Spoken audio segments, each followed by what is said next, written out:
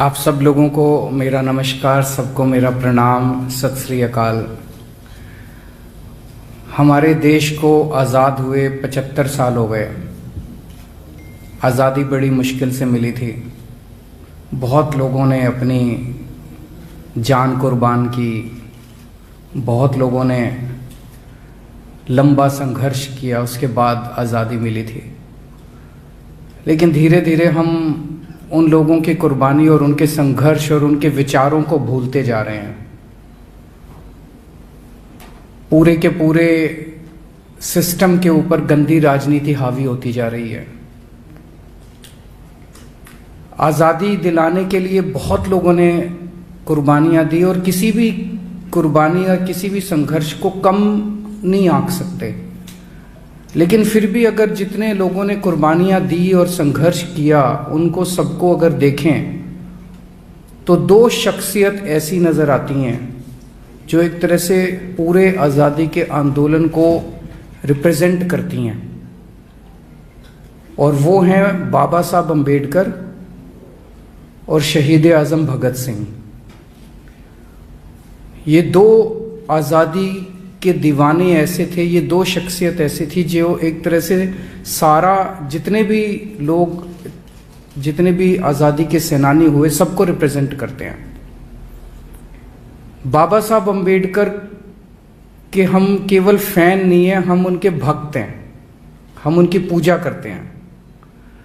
और ये मैंने कई जगह बोला है कि आइंस्टाइन ने महात्मा गांधी के लिए कहा था कि आने वाली पीढ़ियां ये यकीन नहीं करेंगी कि ऐसा शख्स पृथ्वी के ऊपर, हार्ड मास का ऐसा शख्स पृथ्वी के ऊपर कभी पैदा हुआ था, कभी चला था। वो बात मैं बाबा साहब अम्बेडकर के लिए कहना चाहता हूं कि बाबा साहब अम्बेडकर का जो संघर्ष था, जो उन्होंने जिंदगी में हासिल किया, मेरा अपना मानना है कि आज जितना मैं उनको पढ़ता हूँ, जितना हम लोग उनके बारे में, उनके विचार और उनके संघर्ष के बारे में पढ़ते हैं, यकीन नहीं होता कि ऐसा व्यक्ति पृथ्वी पे आया था।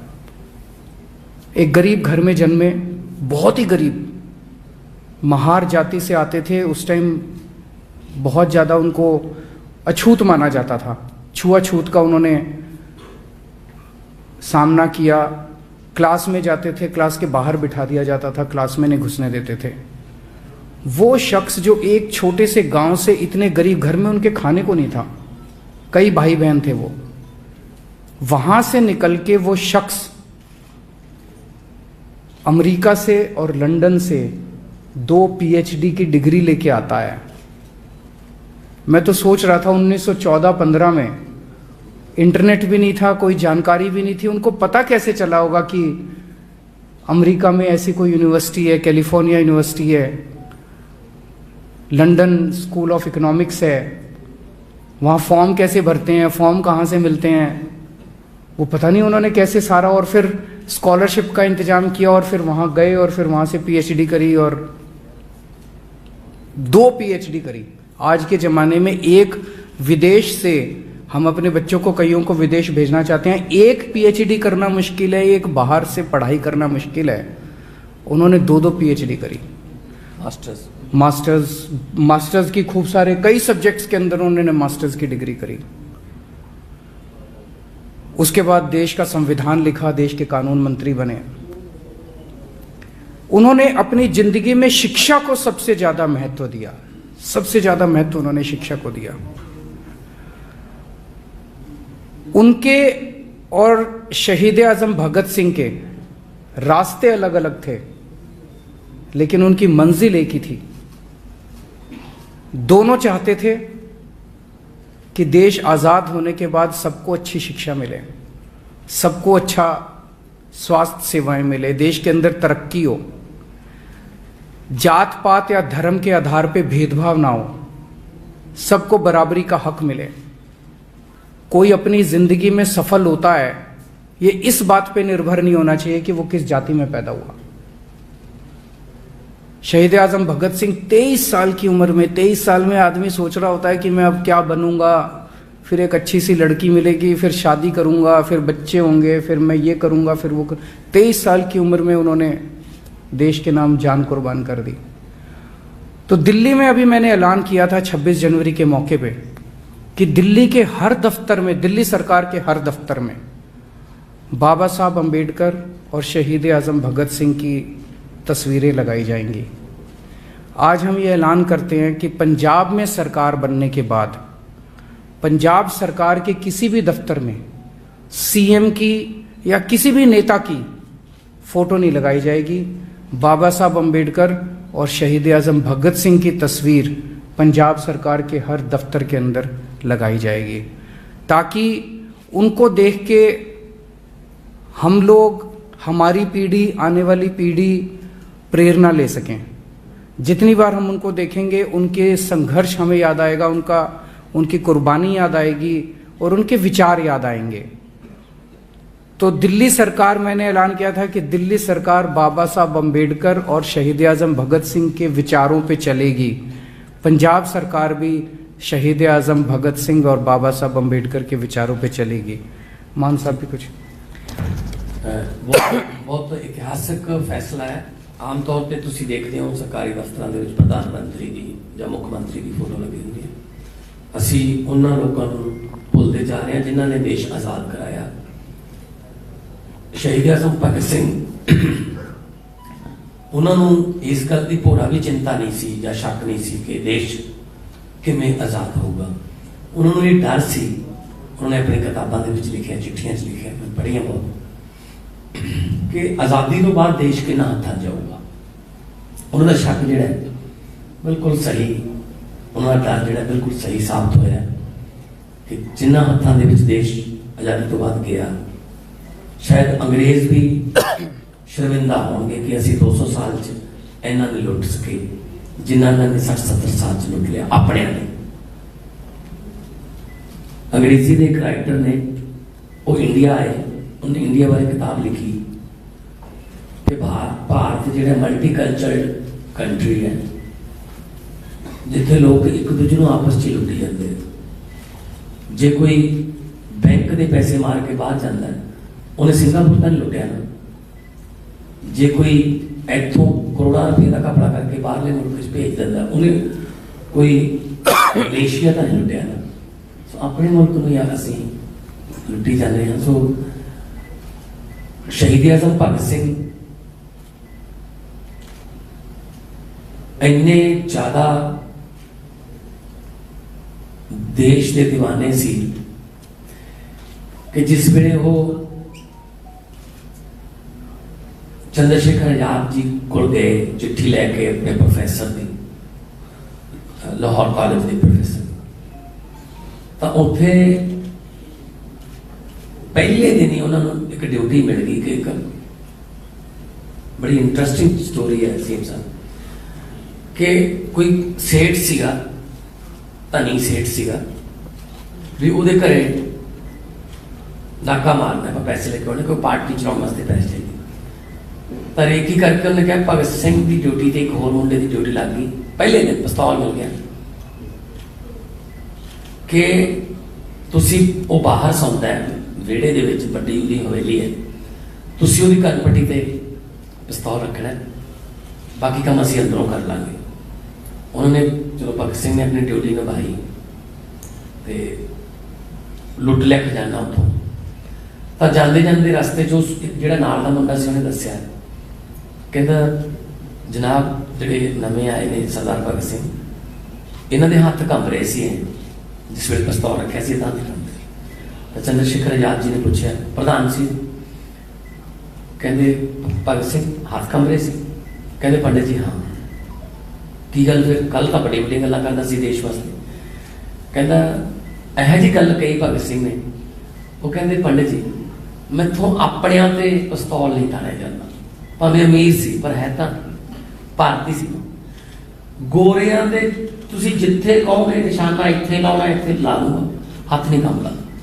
अपने ते पिस्तौल नहीं ताड़िया जाता। उस तो बाद चंद्रशेखर आजाद होर अपने भारतीयों के घरां दे विच कोई पैसे पूसे लैने या कोई बंद करता। वो फिर गोरियां का खजाना लेके जाने वाली ट्रेनां लुटन लगे। भगत सिंह का पहले दिन ये कहा सी कि मैथों अपने हाथ पिस्तौल नहीं ताना जाता, इन्ने ज्यादा देशभक्त सी।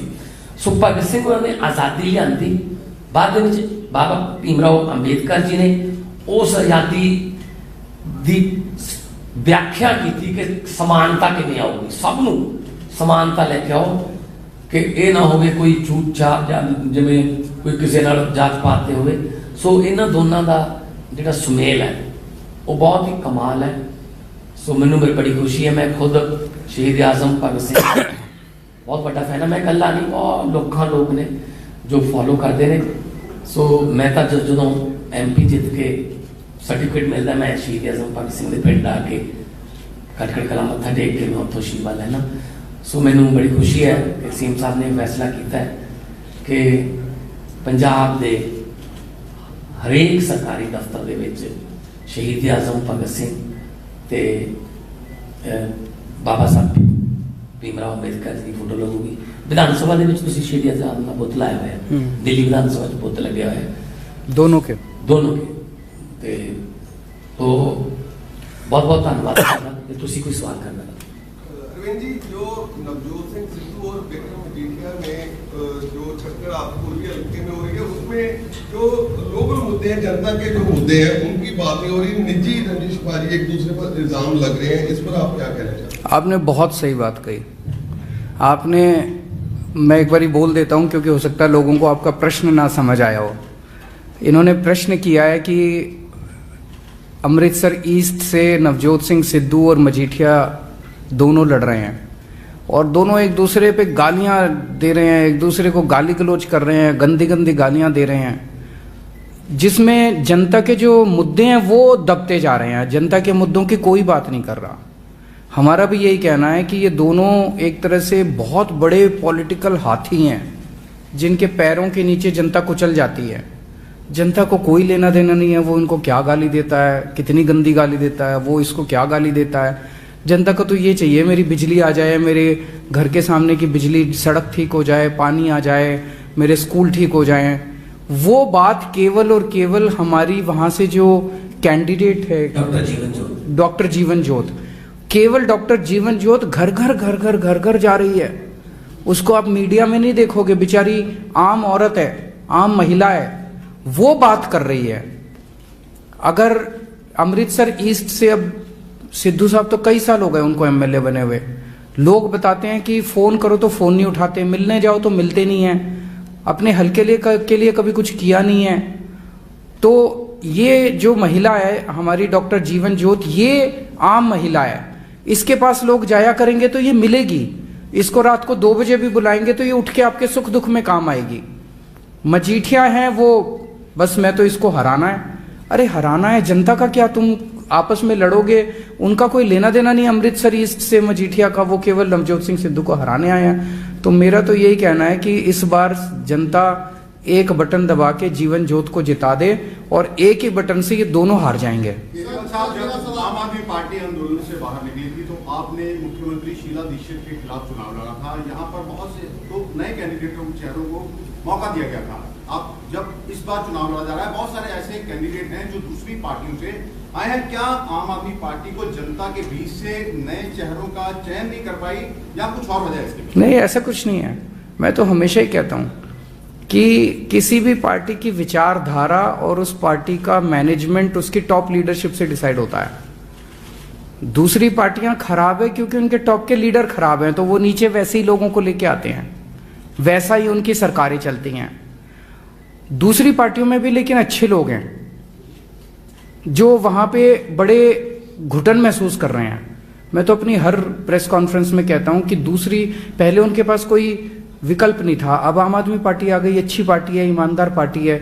मैं तो सारी पार्टी के लोगों को बोलता हूं कि जो जो अच्छे लोग हैं, जो देश के लिए काम करना चाहते हैं, अपने लिए नहीं काम करना चाहते, ऐसे लोग अपनी अपनी पार्टी छोड़ के आ जाओ। सर, एक मेरा सवाल है, 2 सवाल है। एक तो ये कि भगवंत मान को जब आप बोलते हैं कि कट्टर ईमानदार, ये विरोधियों को ये शब्द अच्छा नहीं लगता। दूसरा ये कहा जा रहा है कि भाजपा जो है वो आम आदमी पार्टी के साथ जो है मिलकर पंजाब में घुसना चाहती है, बी टीम के तौर पर काम करती है। तो पहला प्रश्न आपका, एक बार ही माइक दे दो, इनके प्रश्न बड़े अच्छे हैं, जरा जनता को माइक वो भी सुनाई दे जाए कि प्रश्न। सर मेरा सवाल ये है कि पहले वाला एक बार पूछना, फिर दूसरा मैं बात। बिल्कुल पूछ रहा हूँ कि भगवंत मान को कट्टर ईमानदार कहा जाना जो कहीं न कहीं विरोधियों को अच्छा नहीं लग रहा, कट्टर ईमानदार की डेफिनेशन क्योंकि क्या है? वो इसलिए कि जब मैं इनको कहता हूं कि वो कट्टर ईमानदार हैं तो उनको लगता है कि वो कट्टर भ्रष्टाचारी हैं, तो वो डिफरेंस बड़ा साफ हो जाता है।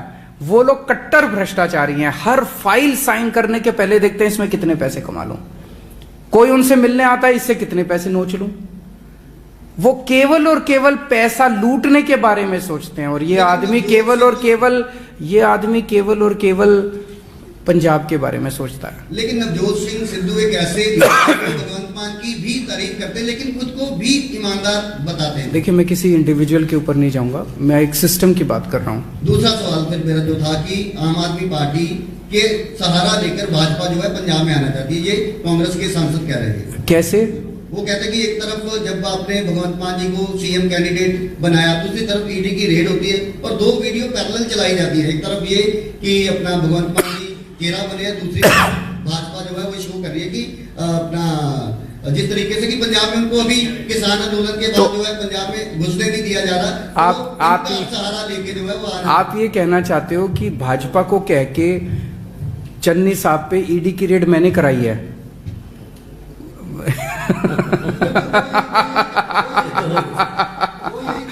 अगर मैं इतना पावरफुल हूं तो फिर तो मैं 2-4 के ऊपर और करा मेरे ऊपर तो उन्होंने ईडी की, सीबीआई की, इनकम टैक्स की, मेरे बेडरूम में घुस गए थे वो लोग। अगर मेरा बस चलता मैं क्यों कराता? केजरीवाल साहब, हर पार्टी सभी आप भी कह रहे हैं कि भ्रष्ट नेताओं ने पंजाब को लूट लिया।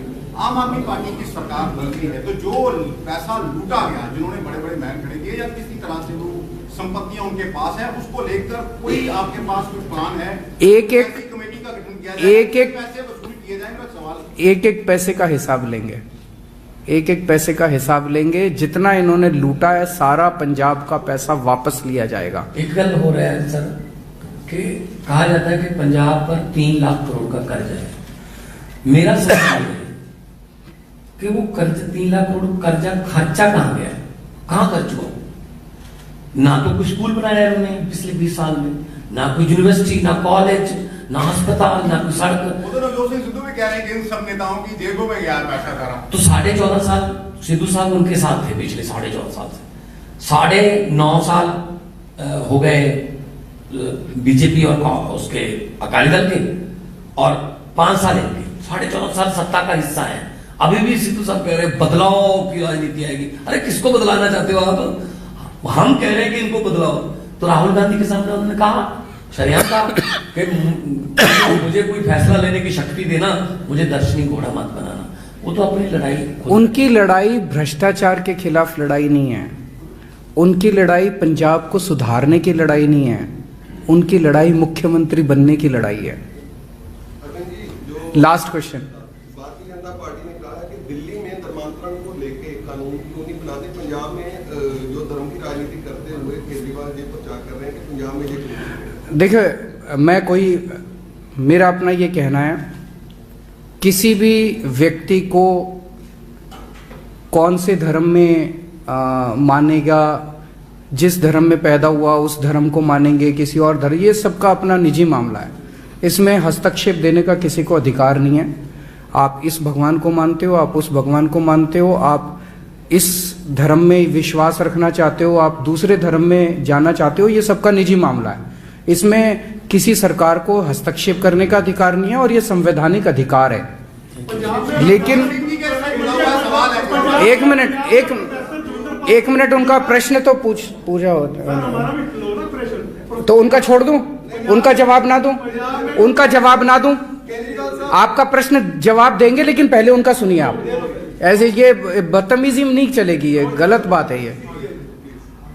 लेकिन किसी भी व्यक्ति से लालच देके, धमकी देके, जबरदस्ती करके किसी का धर्म परिवर्तन करना गलत है।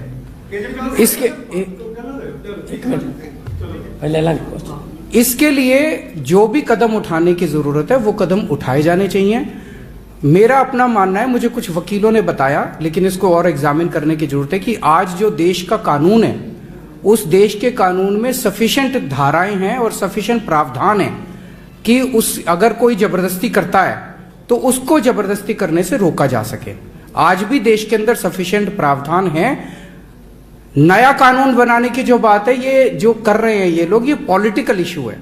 ये इन लोगों को कोई किसी से कुछ लेना देना नहीं है। जो कर रहे हैं पॉलिटिकल इशू है, लेकिन इसके लिए जो भी कदम उठाने की जरूरत है कि जबरदस्ती किसी का भी धर्म परिवर्तन करना, ये गलत काम है। हाँ जी। अमरपाल सिंह भुल्लर की रिहाई के लिए पंजाब में मामला गंभीर रहा है। वो बोल रहे हैं कि आम आदमी पार्टी का जो विरोध है वो सिर्फ जथेबंदियां कर रही हैं। अभी भी आपके पास मैसेज मिला होगा कि बाहर भी एकत्र हुए हैं, तो क्या अड़चन क्या है प्रोफेसर? मैंने कल भी इसका डिटेल में जवाब दिया था, दोबारा आपको बता देता हूं। सबसे पहली बात, ये सेंसिटिव मामला है। इस पे केवल और केवल अकाली दल गंदी राजनीति कर रहा है और हम इस गंदी राजनीति की कठोर निंदा करते हैं। जो अकाली दल कर रहा है, ये गंदी राजनीति कर रहा है, इसकी हम कठोर निंदा करते हैं। दिल्ली के अंदर लॉ एंड ऑर्डर और पुलिस दिल्ली सरकार के पास नहीं है, वो एलजी साहब के पास है, केंद्र सरकार के पास है। लेकिन इसका मैं प्रोसेस समझा देता हूं ये कैसे। एक सेंटेंस रिव्यू बोर्ड है, वो सेंटेंस रिव्यू बोर्ड ये डिसाइड करता है, जितने भी मामले आते हैं, केवल ये नहीं, किसी का मामला आया रिहाई का, वो डिसाइड करता है करना है कि नहीं करना। किसी का मामला आया सजा कम करने का, वो डिसाइड करता है। किसी का मामला आता है कि सजा माफ करनी है, वो डिसाइड करता है। उस सेंटेंस रिव्यू बोर्ड में जज बैठते हैं, उस सेंटेंस रिव्यू बोर्ड में अफसर बैठते हैं, उस सेंटेंस रिव्यू बोर्ड में पुलिस अधिकारी बैठते हैं, जो कि केंद्र सरकार के अंडर में आते हैं। उसमें मुख्यमंत्री की कोई दखलंदाजी नहीं है। वो सेंटेंस रिव्यू बोर्ड की अगली जो भी मीटिंग होगी, मैं इतना इंश्योर कर सकता हूं कि जब मेरे नजर में ये बात आई, मैंने तुरंत, मुख्यमंत्री तक सारी बातें पहुंचती नहीं है, लेकिन मैं पिछले 2-3 जब यहां पे आया पंजाब के दौरे पे, तो कुछ लोगों ने मेरे से ये जिक्र किया, तो मैंने होम सेक्रेटरी को, दिल्ली के होम सेक्रेटरी को तुरंत फोन करके बोला है, भाई सेंटेंस रिव्यू बोर्ड की मीटिंग जल्द से जल्द बुलाओ और ये इंश्योर करो कि अगली मीटिंग के अंदर एजेंडा में इनका भी होना चाहिए। ऐसा ना हो कि एजेंडा के अंदर इसका, क्योंकि मामले बहुत होते हैं, एक मीटिंग में मान लो इनके पास 100 मामले आ गए, 150, मैंने कहा इनका होना चाहिए और ये डिस्कशन इसके ऊपर होनी चाहिए। ऐसा ना कर दो कि 300 मामले रख दिए और इसको 300 और बोल दिया कि, तो अगली मीटिंग में मैं ये इंश्योर कर सकता हूं कि ये मामला एजेंडा में होगा और ये डिस्कस होगा। उसका जो भी नतीजा होगा सेंटेंस रिव्यू बोर्ड का, वो फिर फाइल एलजी साहब के पास जाती है और एलजी साहब उसके ऊपर निर्णय लेते हैं।